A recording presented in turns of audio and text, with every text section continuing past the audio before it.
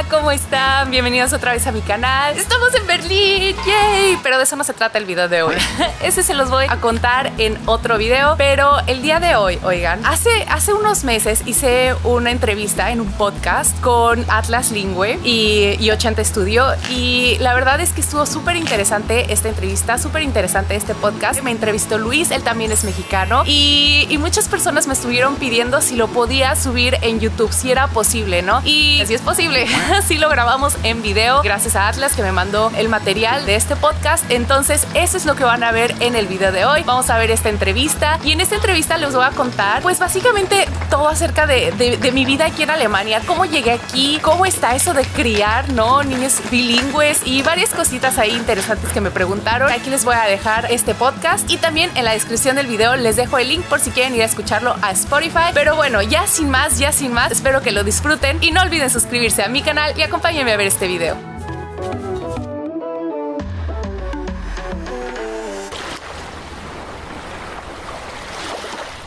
Hey everyone, I'm Luis Lopez, host of Atlas Lingüe, and this is Season 3, The Language of Culture Online. This week, we're talking to Yoandi. She's a Mexican content creator who lives in Germany and who documents her life and journey raising a family there. We had a great conversation about her initial experiences in Germany, some of her favorite German words, the fascinating ways in which her children pick up on cultural nuances, and the effort to keep and pass on her Mexican culture to the next generation. So, here's our conversation with Yoandi. Enjoy!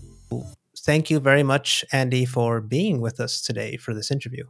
No, thank you. Thank you very much for the invitation. It's really nice to be here.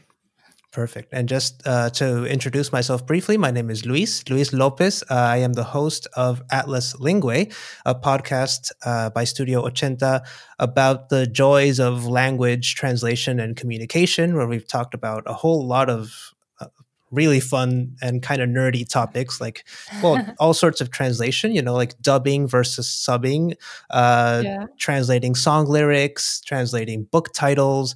And in the second season, we talked about more broader concepts like the language of death, of flirting, of games, of fashion. So we love talking about all things communication, translation, and multiculturalism. So for this third season, we're talking about the language of culture and of how we communicate and translate our cultural identities to everyone around the world. So I just wanted to ask you to introduce yourself however you would like. Tell us a little bit more about you. Okay, well, as you said, my name is Andy. I'm a Mexican living here in Germany. And on my social media, I like to share what happens to me here in the country, but also what happens to me, for example, in my family, because I have one daughter that is already 2.5 years old, and I have a baby right now, but it's been quite a journey and very interesting to see my daughter grow with this mixture, you know, of two cultures, two completely different cultures. So, and also because of the languages, like to see how is she developing with these two languages. And me and my husband, we speak English. We speak in English. So yeah, it's also quite fun to see if she already understands English or the whole process is quite an interesting thing. So in this process, also a lot of things, very funny things have happened, so that I also share that on my social media. I see. So I guess we could say that you live in a trilingual household. Yeah, exactly. Great. So tell us a little bit about yourself and what brought you to Germany. What was the motivation to arrive there, to live there, and then what were your initial impressions once you were first there? Yeah, okay. Well, this is quite an interesting story because at first I never saw myself learning German, actually.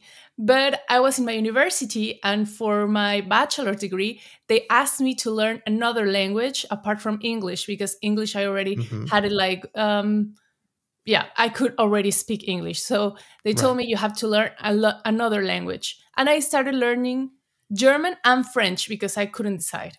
So Okay. at some point, I thought it was too much to learn two languages at that point because I was also working. I was also with the other subjects in my degree and everything. Of So I course. was like, I will give one up. And as for me, French was very easy.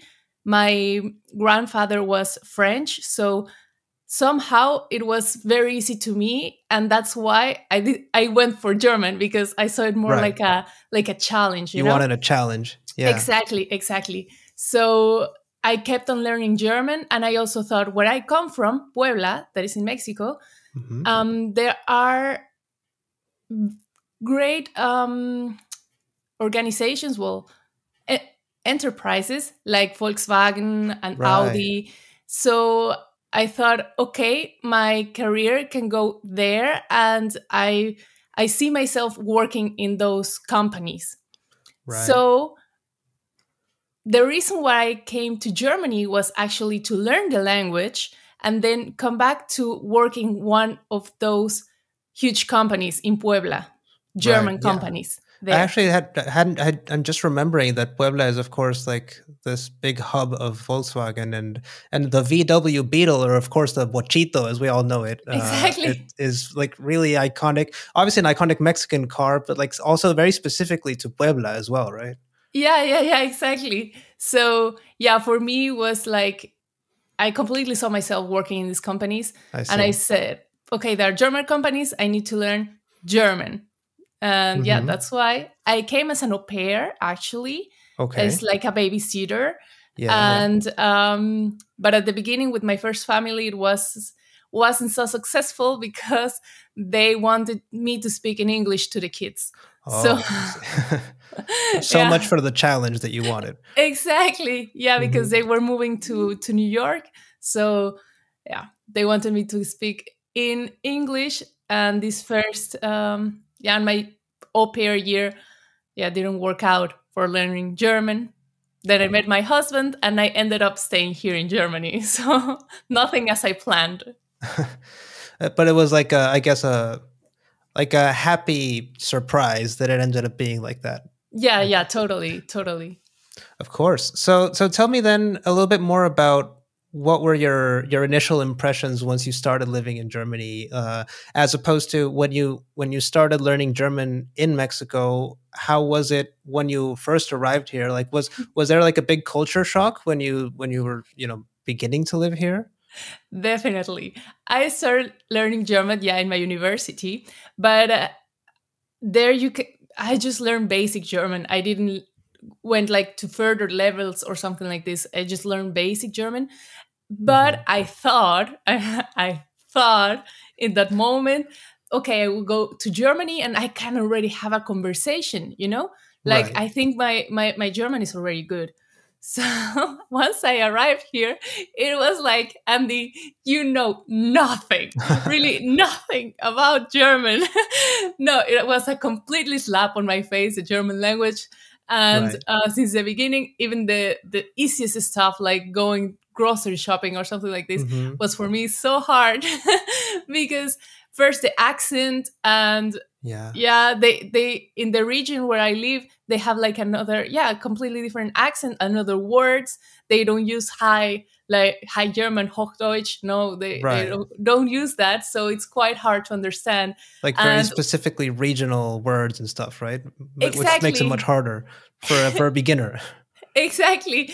And yeah, once you're there already, like really trying in real life to speak the language, then yeah, you freeze sometimes. Yeah. Yeah, I can relate to that. I remember that I did my student exchange in Sao Paulo in Brazil. So I remember I spoke, like I learned 6 months of Portuguese before going there. And I was like, okay, I feel confident enough. And then I remember once like literally the moment I arrived in the airport in Sao Paulo, I heard a flight attendant speaking to a pilot, and she was just speaking in this really rapid fire Portuguese, and I was understanding nothing. And I was terrified because I was like, what decision did I just make? Right. I just flew across the world and Yeah. I know nothing. I'm not ready for this. Fortunately, it was just like the Impression. the cultural shock at the beginning, and eventually I felt much more comfortable speaking the language. But at the beginning I was like, oh my god, no, I've made a terrible mistake. Yeah, I can totally understand. It was like, I mean, same for me at the beginning. Yeah, once you see it, yeah, in real life, then you get nervous because it's like, okay, I don't have the time usually, as if I have my paper, to write down the question and the answer in German, then I can take a few minutes to think about my answer and then write it down, for example. But once you're already talking to, in this case, a German speaker, then you're like, okay, I don't have few minutes to answer. And also, a lot of Germans maybe get a little bit like impatient if you take a lot, of course, a long time to answer or something like this. So yeah, I was very nervous at the beginning. No, but of as course. you said, like in time, then it gets easier and you get a little bit more like you can express yourself more. Yeah, like better. Certainly. Yeah, and of course now you've been there for enough time to feel much more comfortable there and feeling at home, right? So now that you've been there for a while, what is one thing that you particularly love about German culture? Maybe even something that like surprised you that you loved it that much once you got to know it a little more. I mean, one thing I like a lot about German culture is the structure, because as I come from Mexico, sometimes we don't have a lot of structure, So once you come here and you have a structure, then actually your life gets easier, a little bit easier to follow, because then you know what's coming up and then you know what you need to do, when do you need to do it, and stuff like this. So I think that's one of the things that worked for me like a lot. And by structure, do you mean like but like a tighter schedule, like more defined, like hours when things begin and end and stuff? Exactly. And then if you, for example, make an appointment with someone, or you go to coffee with your friends, for example, or something like this, they respect the day and the time, which most Mexicans do, but others don't. And here I would say is like the 95% of people that respects like the time, because they think time is very valuable. And so they respect your time, and they expect as well that you respect their time. So I will also turn quite punctual right now. Of course. Which in Mexico sometimes we're like, she will either way also be a little bit late, and you both arrive like 10 minutes later, you arrive at the same time, but 10 minutes later, and here's not like you schedule something at 3 p.m. expecting both people to arrive at like 3:15 or 3:20 or something. Exactly. But a thing that surprised me is that here, I think that they are quite further in the, for example, in the health stuff, talking about like meals, like good like eating, nutrition. So and also exercising and stuff like this. So you see a lot of Germans, our generation and stuff like this, that exercise a lot and regularly and eat very good. And the upcoming generations, it's crazy. Like they follow it already like a lifestyle, So I didn't expect that. I didn't expect to be like this, but it's something that surprised me in a good way, because you also adopt that, and you also start, eating well, better. And you don't expect to do it like before you arrive there. You don't really expect to ever be someone who worries about that on that level, or like who is concerned about that on that level, right? Until you actually live in a place where it's the norm, right? Exactly. It's totally like this. It's exactly a topic that I wouldn't have thought it would surprise me or change in some way or something like this. But you adapt it to yourself as well. And I'm not saying that in Mexico we eat very badly, but here is just a little bit more forward in that topic, I would say. It's much more explicit in how it's shared socially, I guess. Exactly, Yeah, exactly. That's right. of course. Yeah, and now maybe on the flip side, what is something that you maybe continue to struggle with, or that still perhaps confuses you about German culture? Eh, Ah, the weather. No, The weather? the weather. Yeah, the How weather a lot. so? Because, for example, if I open those curtains right now, you will Uh-huh. see white, white, Oh, completely white because it's snowing right now. I And it see. just started snowing 1 hour ago. And now it's completely, totally white. And if not, then it's raining. At least where I live, in the region where I live, it's either raining or snowing or just very cold or gray. And I'm a Mm, person that likes a lot like the heat, the warmth. I So see. for me, it's something that I struggle a lot with.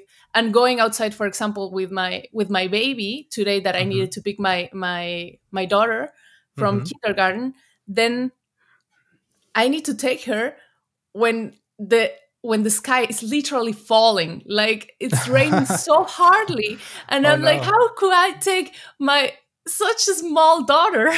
She's Mhm. 2 months and she has to live with this like cold and wetness, and I need to cover her as much as I can. Yeah, it's Yeah. something that it's quite hard for me Which is, still. what is the thing that you miss the most about Mexico and about Mexican culture? And if you could be in Mexico right now, is there like a first thing you would absolutely do? Go for quesadilla.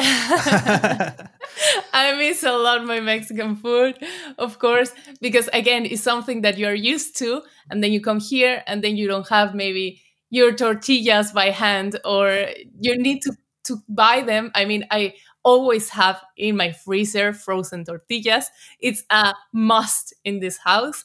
But I need to go buy them in special place. It's not like in Mexico, then you go to la tienda de la esquina and you buy them there, you know? So, yeah, one thing that I miss a lot is Mexican food, totally. And yeah, I said Mexican people and the weather there as well. Yeah. Yeah, Any exactly. any Exactly. particular dishes that you miss? You mentioned quesadillas. What, like a specific kind of quesadillas, or anything else that you miss? Yeah, these quesadillas that they sell in the puestito. Yeah, yeah, yeah. you know Of course. these very big quesadillas. My favorite is with like champignons Yeah. and chicharrón. Yeah, yeah, yeah. Pork, Mm-hmm. so yeah, that's my favorite quesadilla. And every time that I go to Mexico, we usually arrive like late in the night, so our first meal is early in the morning the next day. And it has always been, since we go there, quesadillas. Like I have a puestito that I like to go to, and we always go there the first day that we are in Mexico. Do you know what Germans, in your experience, the ones that you've known and met, what they think about Mexican food? Whenever, like, if you've ever shared it with them, or if they've ever tried it, do you know what their perception on it is?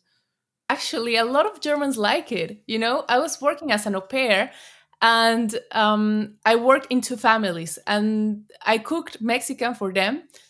And they were every time like, "Oh, please make enchiladas, Andy, please make it again." And they just like it a lot. One thing that they didn't like, I mean, I'm from Puebla, and I tried to make mole for Oh, them. yeah. So that was quite a thing. It's an Because acquired taste if you didn't grow up with it, right? exactly, because this salty, sweet, spicy dish is not for everyone. Also, not for a lot of Mexicans. Actually, it's yeah, quite a dish. So yeah, they didn't like that one so much. But other things that I made from Mexico, like chilaquiles, enchiladas, quesadillas, they liked it a lot, really a lot. So my husband as well, when he went to Mexico, he loved Mexican food, especially, yeah, as well, the quesadillas. He's literally fan of quesadillas. And do you ever like Germanize your Mexican food when you're cooking over there? Like, are there any like German twists or things that you include with your cooking there, or like how, in what way do you like fuse the two cuisines in your everyday life, or when you're cooking? The thing is, you don't really want to Germanize it, but you have to, because it's Oh, the I see. ingredients that you find here, I see. Yeah. So most of the times, I mean, maybe you could also, maybe there's a chance of making like completely 100% Mexican, but yeah, sometimes you just try to adapt it, to the flour you can buy in here close by, or to the Yeah. jalapenos, for example, that they sell Right. here, that they also taste different. So Ah, yeah, like even canned jalapenos or something like that? no, like you sometimes Or find like the fresh ones? fresh jalapenos, Right. yeah.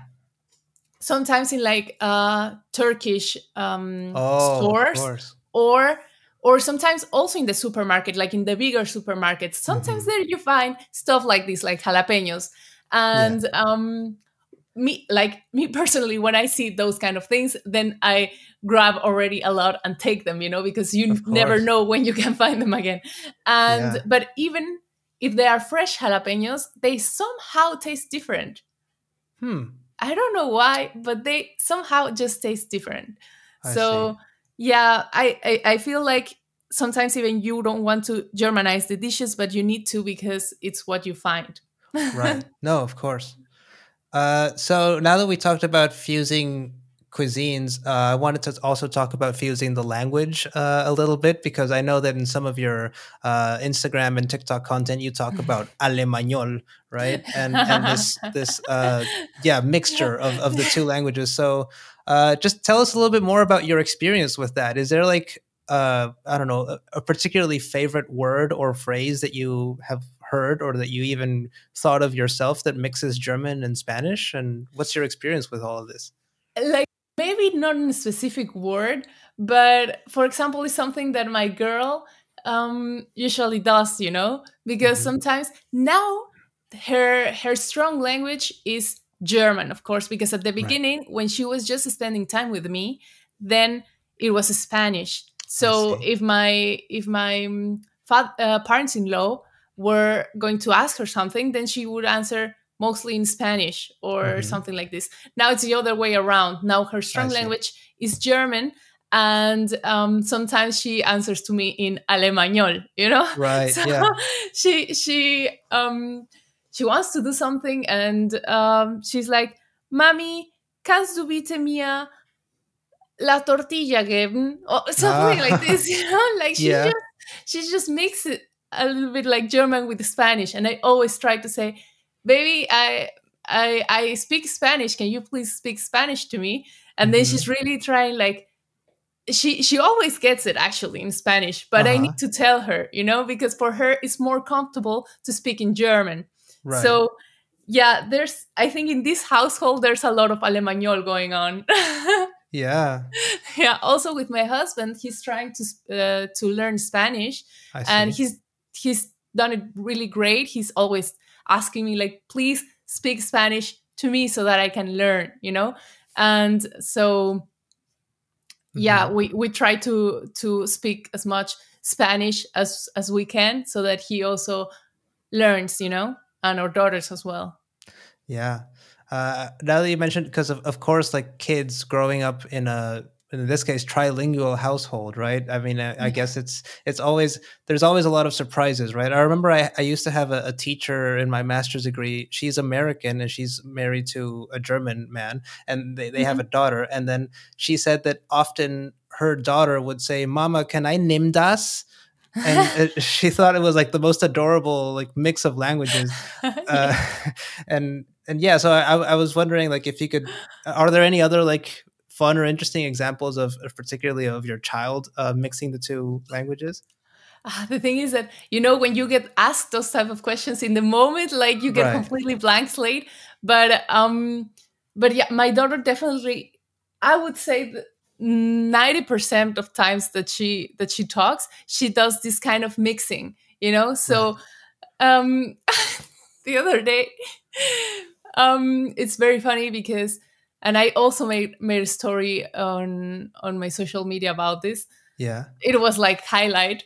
um here in our household, we don't kill insects, or we try not to kill insects. Okay. But the exception is like the mosquitoes, because Oh. I don't know what happens, but here in Germany, there are literally like radioactive mosquitoes. Wow. Like you get okay. a bite, at least for me, I was in Mexico, and a mosquito bite will just do like a tiny little, like bump in my skin. But Yeah. here, if I get stung by a mosquito, then I get like a little tennis ball in my Oh, skin. no. So it's horrible. It's really horrible.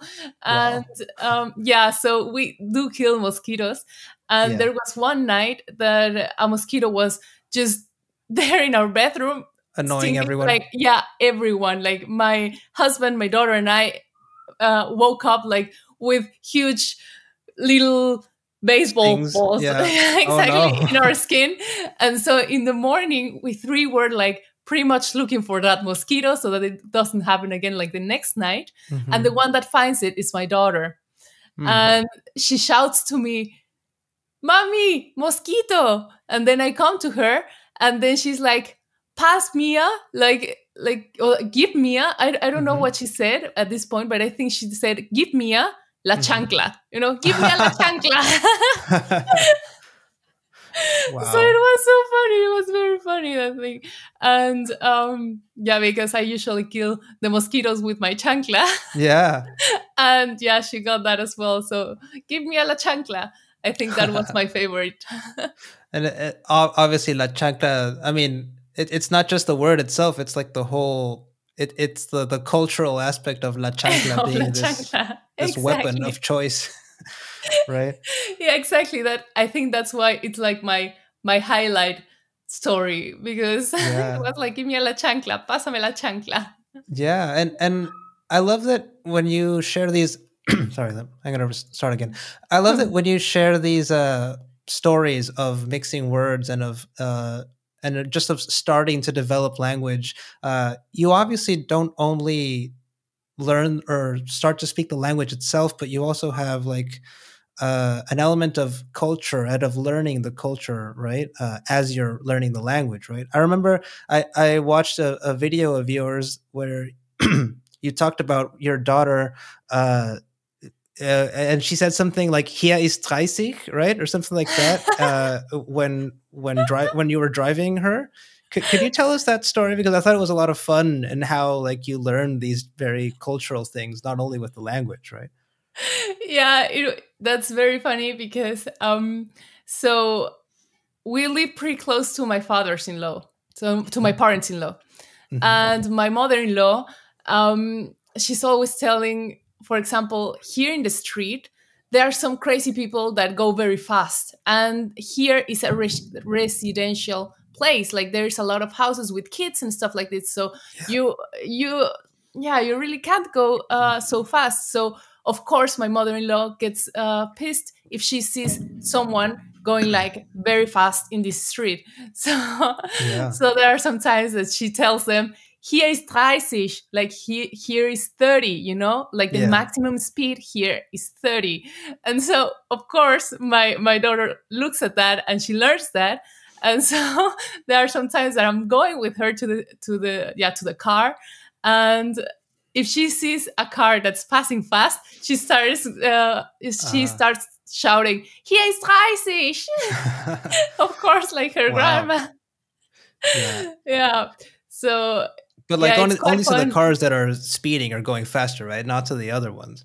Yeah, not to the other ones. No, she sees the Right. ones that are going fast, and then she shouts, "Hier ist 30!" Wow. Yeah, it's I quite fun love to that see. so much. Yeah, me too. So speaking a little bit more about language, I've also watched some of your videos where you mention like German words that are either very difficult to pronounce and or very funny to you. And so I wanted to see if you could share some of them, and also if you could tell me like have there been any like funny moments when you end up using them with other people, like maybe in a situation where you're talking to a German speaking person and they use a word that you find funny, but like in an awkward context or something like that? I wonder if you have any interesting anecdotes about that. Yeah, okay. There's a word that I think it's not hard at all to pronounce, but it's Hmm. very funny, at least to me. I would say it's one of my favorite words here in German. Uh-huh. Um, and it's Quatsch. And Quatsch, Watch. yeah, Uh-huh. Quatsch can mean that you're just talking to someone and then you are like, I'm quatching, you're like Okay. talking, speaking. But it can Like also mean chatting. exactly. But Okay. if you say Quatsch machen, is that Hmm. someone is making like just travesuras, like Oh. like Uh-huh. these kind of things. So tonterías, travesuras. So for Yeah, yeah. example, you use that a lot in kids, of course, because it's like, mas tu quatsch is like they are, I don't know, running around with the yogurt spoon and then they are Right. spooning with yogurt all the house. I don't know, Like something like maybe this. making a mess or something. Exactly, making Yeah. also a little bit of a mess. And so it's very funny, this word to me, quatch. Also Yeah. when my daughter, she sometimes tries to use that on us, like Oh. on my husband and me, and she's like, mama, magst du quatsch? And so for me, it's just such a funny word. Also, quatschkopf is Uh-huh. like the person that is making quatsch. Oh, Kopf, okay. yeah, Kopf is head, Head, and right. Quatschkopf is the person that is making the quatsch. So Oh. these words The are head of pretty Quatch, I would say. exactly. um, Wow. yeah, there are some other words. Like one time, I heard like someone was telling me, you're doing that, you're schlimm besser, something like this, Oh. schlimm besser. And I Uh-huh. was like, schlimm is to make something like bad, something like Uh-huh. this. And besser is to make something better. So I Oh. was like, I couldn't Huh. connect. I was like, how are you telling me that you're making something worse and better? And they Uh-huh. explained me, okay, so this word, it means when you when when you say something maybe that you really didn't meant to, like for example, Oh. if you would call, I don't know, very bad, a woman fat, and Right. so you're like, oh man, I just did something very bad, and Uh-huh. so you try to make it better, and then you're like, no, but I didn't mean that because blah blah blah blah blah blah. And in this that you're trying Ah, to I make it see. better, then you're making it worse at the same time, Oh, and okay. you're like, just shut up, you already say. And the more Yeah, you talk, the worse you make it, so you're right. trying to make something better, you're actually making it worse. Oh. That's now that you mention it, I didn't know that word and I love it. It's so efficient. Like and you're like so it's schlimm bessern. Schlimm besser, yeah, Okay. So exactly. the act of like trying to make something better but in fact making it worse. Yeah. Wow. Yeah, I just that's love like the efficiency of some of these words as well. yeah, the thing is also, I think Germans and the German culture is in general very efficient, so also their vocabulary. And it's quite interesting because they have a lot of words that are very specific words that we maybe would use in Spanish, a lot of words to describe that, but they have one certain word that says it all, So I also like that a lot actually about German language and German culture. They make everything very practical. There's another word that is called Vorfreude. And this word describes like your excitement about something that's gonna come. For example, if it's like um, some days before Christmas, and there's a kid that it's very excited and expecting like the gifts and everything, then that's Vorfreude. He's the kid is like getting excited for something that will come. Kind of Uh, like anticipation, but more like explicitly positive, right? I exactly, guess. exactly. I see. So yeah, Wow. there are many words that describe like very specific situations, and I like that a lot about German language. Yeah. I love this so much, and now that I want to, well, now that we've listened to some examples in German, I wanted to maybe flip it now and say that, I mean, we usually tend to think of German as this very difficult language to learn for several reasons. Its grammar and its pronunciation. And of course, like all this is true to some extent, right? But on the flip side, have you noticed if there are words or phrases in Spanish that you may notice are generally difficult for Germans to learn when they're speaking Spanish? And if so, what are some examples that you can think of? Yeah, totally. Because, for example, for Germans, in the German language, there are some pronunciations that they don't exist in German language. For example, when you write something with e and u, then Oh, it yeah. doesn't sound like eu, like for us. It Right. sounds like oi. For example, they say Deutsch, Deutsch, Deutsch. It's not Deutsch, Right. you know? Yeah. And so actually at some point I think I wrote down like very, very hard words for German to pronounce in Spanish, but specifically for Germans because of this pronunciation that doesn't exist in their language. For example, Right. sanguijuela Oh, and stuff like this. It's very hard for them also because of the Oh, yeah. they don't have the if they put a J in for example a name, it will be, I don't know to say, Anya, and that's Right. written with a J. It's not with an I. Right. So this is Or like also yeah, right? Like exactly like e or something. So that's also quite hard for them to to say sanguijuela, adiestramiento, fisioterapia, like this. I would say for them it's hard to pronounce when there are two vowels exactly together, and specific vowels like this line, like eu or ei. It's like pronounced like I. There's a place called Heidelberg but it's written down HEI. Right, yeah. And you say Heidelberg, like I. And so I would say for them it's quite hard to pronounce like these vowels together, the specific vowels. And I would say for us, it's very hard to pronounce where there's like a lot of consonants? Consonants together. Oh, yeah. So I would say that's like exactly the complete opposite, because in German language, there are sometimes a lot of consonants together that make it like so hard for us to pronounce, you know? Yeah. I hadn't thought about that being a challenge, but it makes a lot of sense. I wonder, is for example the R also a challenge, like the rolling R in something like ferrocarril or something like that? Yeah, for some of them actually yes, but I have found also a lot of Germans that can say the R right.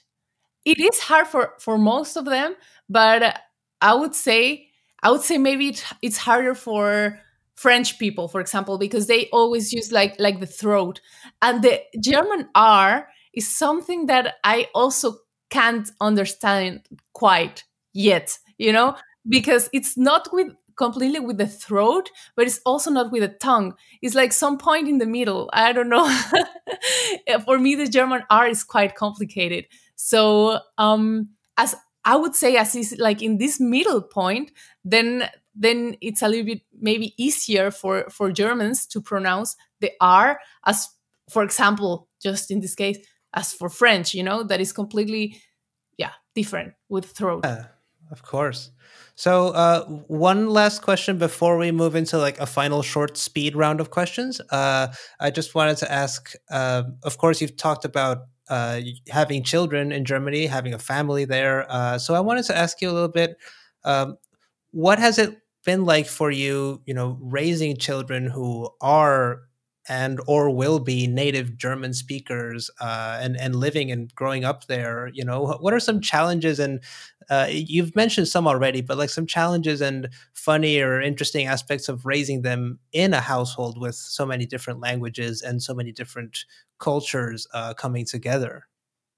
Well, there's for sure like it's for sure quite challenging in general, because you are the only one that is speaking in another language to them, you know? Right. So I would say challenging is, for example, that we go out and then at some point I need to speak German, of course, because I'm living here, you know? So my child listens that I'm speaking German. So sometimes she thinks, okay, I can talk to my mom also in German because she speaks German. And that's why sometimes I guess she's trying to speak to me in German, especially after going out, for example, or after we are with German speakers. Then we go back, and then she like in those moments it's a little bit harder for her to turn on the switch and to say, okay, now I speak just Spanish with my mom. Because when we are alone at home, she does it great. She does it amazing when I'm just the only one talking to her in Spanish. But if we go out and then the environment is full German, you know? Yeah. So in those moments, I think it's for her harder to, at least at this age, you know, because she's still so young, to separate and to say, okay, there I was speaking in German, and also my mom was speaking in German, but now we can speak Spanish. So like this switch might be at this point, maybe that she's 2.5, still a little bit takes time, takes a couple of minutes, I guess. Exactly. It takes just a little bit more minutes, or that I remind her, no, baby, with me speak in Spanish, you know, because this might confuse her. Yeah. Of course. No, that makes a lot of sense. So now moving on to just a final very, very quick round of short and just honestly kind of silly but funny questions. What is your favorite both German and Mexican snack? That's a hard one. I mean, I love food, and then for me it's pretty hard to just pick one from there, one from here. But okay. I'll start with the German one, and it's called mini carbanosi, I think, something like this, and it's like very small salami sticks, pepperoni sticks, but they are very small. But it's for me amazing to just snack them on the way, and at least I never saw that in Mexico. I mean, I remember very good like a pepperoni stick that was very, very famous.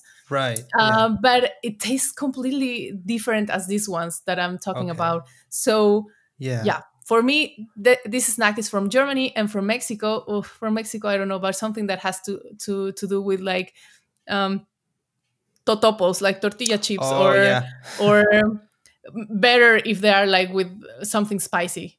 Of course, yeah. Salsa guacamole. Or something. Exactly. Ooh, I love that. Yeah.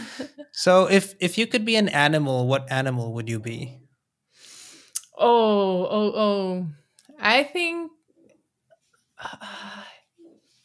I'm gonna choose a bird, some kind of bird, because then I can freely go to wherever I could go. Like if I was a bird and my family was a bird and we were birds living in Germany, it would be so much easier to go to Mexico, you know, because we can just fly there. So yeah, maybe bird. Love it. Yeah. Next one. If a song or a piece of music played every time you entered a room, you made an entrance, what would it be? What would it be? I don't know, but for sure, and a lot of people will disagree and will be like, Andrea, that's not good music, but something with reggaeton. Oh, I mean, I like a lot reggaeton, and for me, it's like not what they say, you know, because I agree that most of the reggaeton songs have not like a nice lyrics, you know, but the rhythm, it's for me like amazing. Like for me, I'm having a bad day and I put reggaeton, and the rhythm itself just like motivates me again. So I don't know which one exactly, maybe, but a reggaeton song. Definitely. For sure. Of course. Yeah. Pumping you up. Exactly. Yeah. So just two more. First one is, what was your last Google search that you are comfortable sharing? If you remember. my last Google search? Let me look it up very quickly. It was the phone of the Mexican consulate in Frankfurt. Oh. because my passport is about to, well, not about to, it's still a lot of months, but it's expiring at some point in this year. So I already wanted to call and ask, like, when do I need to do the appointment? Because it's still a long time since that happened. But I wanted to do that. Structure, as I was saying at the beginning, it's still a long, like almost not a year, but almost a year that is gonna expire. And I'm already calling to ask, when do I need to do the appointment then? Love it. Yeah. Okay, so just one last one. What superpower do you wish you always had? Teletransporting. Oh yeah. Because of the same as I said, like living, in a different country, then that would be pretty much like the most amazing superpower that you can have. Yeah. You can visit your family whenever you want. Of course. And not just your family. You can also go and travel and see other places that you want to see. You don't need to book a flight or whatever. It just takes a couple of minutes. And then your family especially, is there all the time. Yeah. Definite traveler's response to that one and the animal one. Of course. Yeah. Great. Perfect. Well, that's it from us. Thank you so much for joining us and for being just wanting to be a part of all of this. We really appreciate it. Just to close things off, can you let us know where people can find you, what other things you're working on, etc., whatever else you want to share? Like, I think almost or all my social media is always Joandi. How's that called? _. Oficial with official with double F. Mm-hmm. And that's pretty much, I'm like that on TikTok, on Instagram, and on YouTube it's just Joandi, like this. And another new project, maybe, but I will let you know later. Because it's not quite there yet. We are still thinking about it, so don't want to maybe there's an upcoming project, maybe. Sure. Perfect. It's good enough. All right. Well, Andy, thank you so much for sharing your time with us and for talking to us. This was a lot of fun, and it was a pleasure. Thank you very much. It was really a pleasure. It was a very nice time. Thank you. Thank you. Right. Bueno, espero hayan disfrutado de esta entrevista. Cualquier cosa que tengan que decir, oye Andy, yo pienso lo mismo, oye Andy, a mí me gusta esto, yo también lo hago así o yo no lo haría así, no sé, cualquier cosa, ustedes déjenme en los comentarios. Si me quieren escribir algo, escríbanme a mi Instagram, que lo dejo aquí abajito y en la cajita de descripción. Si les gusta este canal, por favor, compártalo mucho, denle muchísimo amor y yo los veo el siguiente domingo en el siguiente video. ¡Chao, chao!